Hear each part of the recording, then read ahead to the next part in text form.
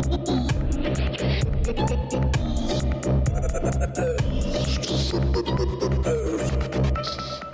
and welcome to my channel. My name is Malte Pettersson and I'm a freelance artist working with mostly visual media. So I want to try out to make a 3D game, and for my first 3D game I want to try to create a creepy game, a horror game with bad or kind of old school or retro graphics. And I'm creating all my 3D assets in Blender.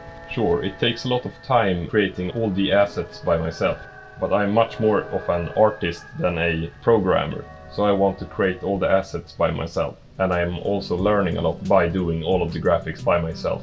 The models for this game is flat shaded and there's no beveling of the edges, so they are really like raw and hard models. I've been using the plugin Adventure Creator for creating 2D games, but I wanted to see if I can use it to create a 3D game. So after creating some 3D assets in Blender, I created a map in Unity and put in the assets. Tried creating some NPCs and players and get the animations to work, try some lighting. My idea was that there's gonna be this lonely worker who has been working in this factory for so long that the factory has been shut down, but he's still there and living in this basement kind of. And now someone has stolen his free valuable collectibles and he's gonna get them back. But I didn't feel like I had such a good direction for this scene. So I created a new project and with a newer Unity version, because some things weren't working as they were supposed to.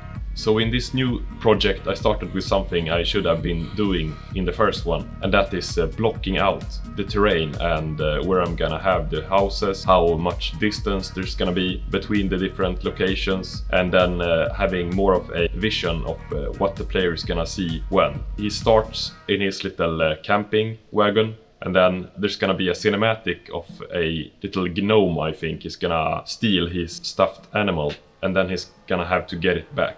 And he sees the little creature run to the factory, so he knows he's gonna have to go in there, even though he knows there's a scary place. So right now you can go outside the camping trailer. Here's the campfire, and I made a little bird NPC that right now is just following you.